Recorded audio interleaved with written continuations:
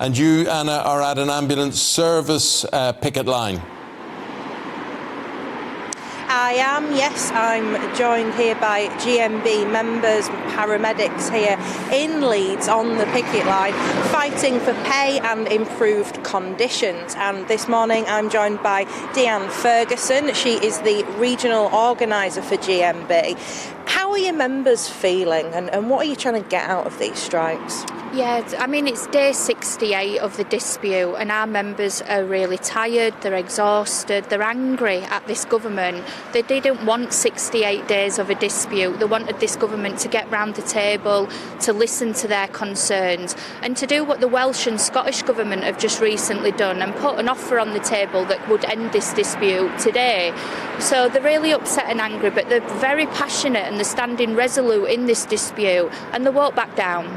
But if the government are saying there's just not that money here, what is the strike action really doing?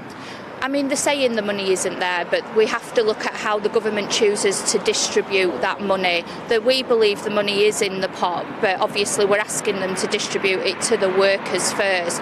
Obviously they will put more money year on year into the NHS, and they have to because inflation requires that. But ultimately it doesn't seem to come down to the frontline workers, and that's where we want that money to be. But as you just said at the beginning, it's not just about the pay, it's about the conditions that these guys are working under, and we want a long-term strategy to save the NHS for everybody and obviously pay the workers what they deserve. And what is it that the ambulance workers are facing in terms of conditions? And it's recruitment as well, isn't it, that's the struggle with?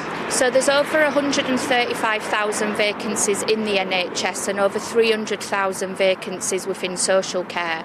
That compounds the issues that we're seeing on a day-to-day basis. So we don't have enough hospital staff at A&E to be able to take patients in. We don't have enough bed spaces. We don't have anywhere within the communities or enough spaces within the communities to put patients in there who might be well enough to leave hospital but not yet well enough to be at home. So all of that has a knock-on effect where we have crews that could be spending 12 and 24 hours handover with the same patient in the back of an ambulance, and that in itself causes huge problems health-wise, mental health on our members, but also on the patients as well. Thank you, Deanne. Thank you for updating us this morning. So yes, here at the picket line in Leeds, a lot of frustration amongst the workers here. There is another GMB union scheduled walkout for the 20th of this month, but they're hoping that talks with the government will prevent that.